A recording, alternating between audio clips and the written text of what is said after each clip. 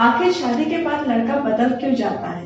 पूरे फैमिली को, पूरे सोसाइटी को ऐसा क्यों लगने लगता है शादी के कुछ ही दिनों के बाद कि हमारा बेटा पूरी तरह से बदल चुका है, वो अब अपने बीवी के बातों से चलना शुरू कर दिया है और हमें इम्पोर्टेंस नहीं दे रहा है, हमें इग्नोर कर रहा है। इस तरह की सोच आखिर फैमिलीज के अंदर क्यों आते हैं? इसकी सच्चाई क्या है? इस बात की तह तक जाने के लिए आपको मेरे साथ इस वीडियो में बने रहना होगा। इस वीडियो में मेरे साथ अंत तक बने रहिए, बहुत सारी चीजों का खुलासा होने वाला है। तो आइए शुरू करते हैं। मैं हूं मधुमिता गोस्वामी और स्वागत है आपको इस वीडियो में। शादी के कुछ ही दिनों में फैमिलीज को लगने लगता है कि हमारा बेटा हमसे दूर चला गया है। हो सकता है शादी से पहले एक इंसान अपने फैमिली को ज्यादा टाइम दे रहा था, अपने माँ बाप के साथ वो ज्यादा घुल मिल के चल रहा था, अपने भाई बहन के साथ वो ज्यादा टाइम स्पेंड कर रहा था, या तो अपने फ्रेंड के साथ वो ज्यादा टाइम स्पेंड कर रहा था। पर शादी के बाद जब उसको एक लाइफ पार्टनर मिलता है और एक लाइफ पार्टनर के साथ वो एक नई जर्नी शुरू करता है, तो वो अपना फ्रेंड, अपना फैमिली, अपना सारा चीज एक ही इंसान में देखता है। अपने लाइफ पार्टनर में वो हर किसी इंसान को देखना शुरू कर देता है और जिस वजह से वो अपना सारा टाइम अपने लाइफ पार्टनर को देना शुरू कर देता है, अपनी हर चीज उसके साथ शेयर करना शुरू कर देता है, जिस वजह से उसके लाइफ में जो उसके पहले जो लोग थे, जैसे कि उसके फैमिली थे, उसके फ्रेंड्स थे, उन लोगों को टाइम देना कम हो जाता है और लोगों के बीच में एक मिसअंडरस्टैंडिंग क्रिएट हो जाता है, फैमिलीज के बीच में स्पेशली, कि हमारा बेटा हमसे दूर चला गया है, वो हमारा अपना नहीं रहा। शादी के बाद जो फैमिली में जो लड़की आई है शादी करके, उसने हमारे बेटे को हमसे दूर कर दिया है और उनके नजर में वो इंसान गलत बन जाता है, जिसकी वजह से एक बहुत बड़ा मिसअंडरस्टैंडिंग क्रिएट हो जाता है। यहाँ पे जिस इंसान की शादी हुई है वो लड़का शादी के बाद नहीं बदला है और ना ही वो इंसान जो शादी करके आया है वो इंसान गलत है, उसके वजह से कुछ गलत हुआ है। यहाँ पे हो सकता है प्रायोरिटी थोड़ा चेंज हुआ है कि उस लड़के के जिंदगी में जो उसके माँ बाप, भाई बहन, फैमिली, फ्रेंड्स, जो भी इंसान था उसके बहुत क्लोज था, वो इंसान चेंज हुआ है। अभी वो हर चीज अपने फैमिली के साथ शेयर नहीं करके अपने लाइफ पार्टनर के साथ अपनी हर प्रॉब्लम्स, अपना हर सुख दुख शेयर कर रहा है।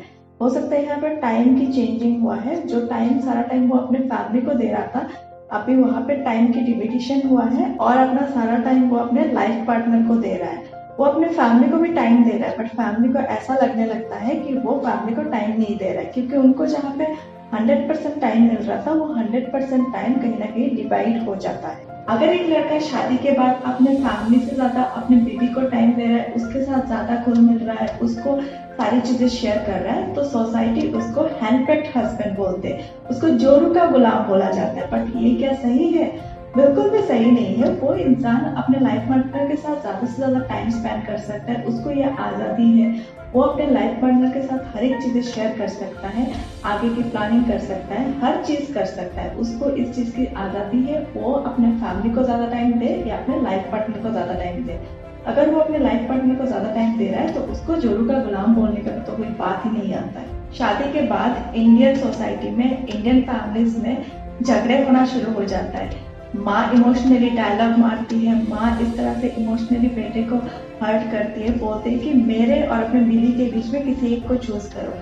वहाँ पे एक इंसान के लिए बहुत टफ हो जाता है इस सिचुएशन को हैंडल करना, क्योंकि उसके लिए जितना उसका फैमिली, उसके माँ बाप इम्पोर्टेंट है, उतना ही उसका लाइफ पार्टनर भी इम्पोर्टेंट है, क्योंकि लाइफ पार्टनर के साथ उसको हमेशा चलते रहना है। आगे की जिंदगी उसको अपने लाइफ पार्टनर के साथ काम करना है, उसके साथ आगे बढ़ना है, उसके साथ सारी प्लानिंग है। माँ बाप एक सिचुएशन तक उसके साथ रहेंगे, उसके बाद तो उसकी बीवी, उसकी फैमिली ही उसके साथ रहने वाली है और आगे उसके एंड स्टेज तक उसका साथ देने वाली है। तो वहाँ पे किसी एक को चूज करना उस लड़के के लिए, उस इंसान के लिए बहुत टफ हो जाता है और वहाँ पे प्रॉब्लम्स की शुरुआत होती है, कॉम्प्लिकेशन की शुरुआत होती है। इवन दो फैमिलीज टुकड़ों में बच जाती है, जहाँ पे अपने वाइफ के सपोर्ट करने के लिए एक इंसान को, अपनी फैमिली को, अपने माँ बाप को छोड़ के दूसरी जगह शिफ्ट भी होना पड़ता है कहीं कहीं पे, किसी किसी केसेस में।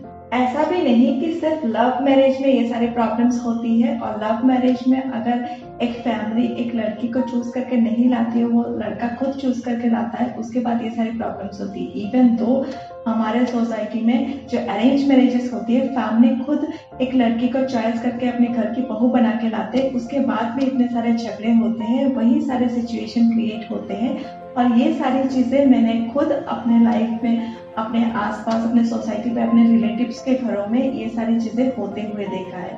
हर एक इंसान, चाहे वहाँ पे लव मैरिज हो चाहे वहाँ पे अरेंज मैरिज हो, ये सारी चीज़ों में प्रॉब्लम्स क्रिएट होती है। और वहाँ पे स्पेशली जो माँ बाप के साथ, भाई बहन के साथ ये सारी चीज़ें होती है, उनके मन में मिसअंडरस्टैंडिंग क्रिएट हो जाती है। एक्चुअली रियलिटी में लड़का खराब नहीं होता है, लड़का शादी के बाद बदल नहीं जाता है। ये सिर्फ एक मिथ है जो हमारे फैमिलीज के अंदर, हमारे माँ बाप के मन के अंदर, हमारे भाई बहन के मन के अंदर आता है, और जिसके चलते फैमिलीज टूट के बिखर भी सकती है।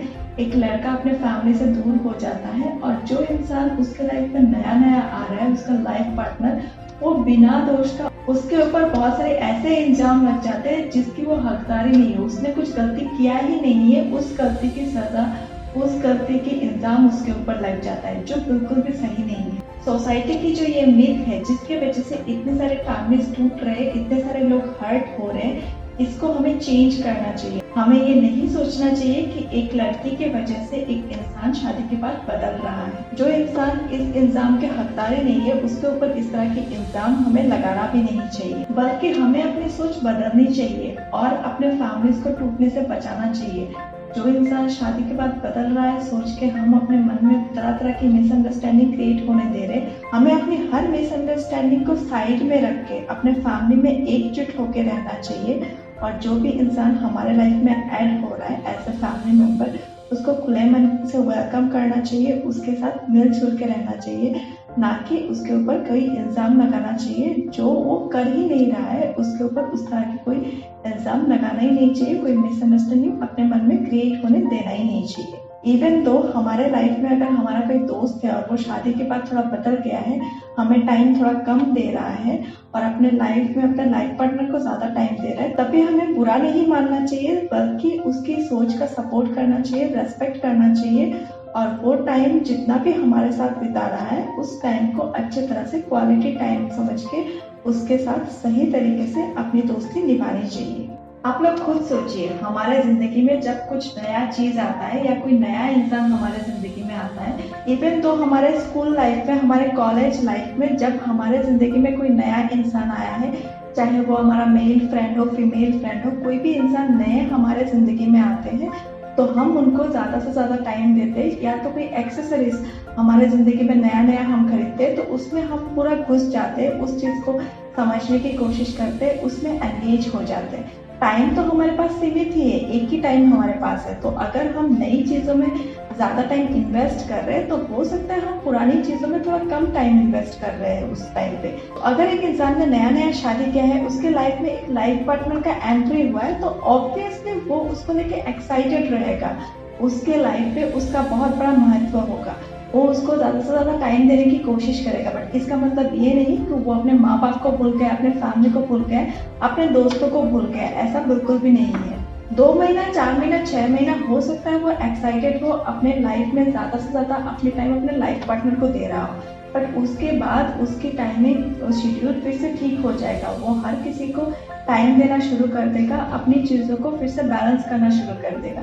बट तब तक हमें हर इंसान को कोऑपरेट करना चाहिए, उसके साथ मिलकर चलना चाहिए, उसको समझना चाहिए, ताकि हमारी जो फैमिली हो वो बैलेंस्ड वे में चलता रहे। क्योंकि फैमिली अनमोल है, फैमिली के हर एक फैमिली मेंबर बहुत अनमोल है। अगर यहाँ पे किसी तरह की मिसअंडरस्टैंडिंग क्रिएट हो रही है, तो ये हर किसी को अफेक्ट करेगा, और ये इफेक्ट नेगेटिव इफेक्ट होगा, जो हमारी फैमिली को तोड़ने में मदद करता है। तो ये चीजें हमें बढ़ावा नहीं देना चाहिए, हमें मिलकर चलना चाहिए। जो इंसान हमारे फैमिली में ऐड हुआ है, उसको भी पूरा रेस्पेक्ट करना चाहिए, और जो हमारा भाई हो, बहन हो, या हमारा बेटा हो, उसको भी सपोर्ट करना चाहिए, उसको समझना चाहिए, और अपने फैमिली को एक अच्छी फैमिली की तरह हमेशा हमेशा के लिए एकजुट होकर चलना चाहिए। और अगर आपको ये वीडियो अच्छा लगा तो इस वीडियो के कमेंट सेक्शन में कमेंट करके मुझे बता सकते हैं, इस वीडियो को एक लाइक कर सकते हैं, और इस वीडियो को ज़्यादा से ज़्यादा अपने अपनों के साथ शेयर करिए, क्योंकि आपकी एक शेयर एक इंसान की ज़िंदगी को और संवार सकता है और बेहतर बना सकता है, और आपकी शेयर से हो सकता है उनको बहुत सारा फायदा हो, बहुत सारा हेल्प हो। और आपको बिजनेस, सोशल मुद्दा और मोटिवेशन के रिलेटेड और भी वीडियोस देखना है, तो इस चैनल को भी सब्सक्राइब करके बेल आइकन को भी हिट कर दीजिए। तो मिलते हैं नेक्स्ट वीडियो में, तब तक के लिए सीखते रहिए, आगे बढ़ते रहिए। धन्यवाद।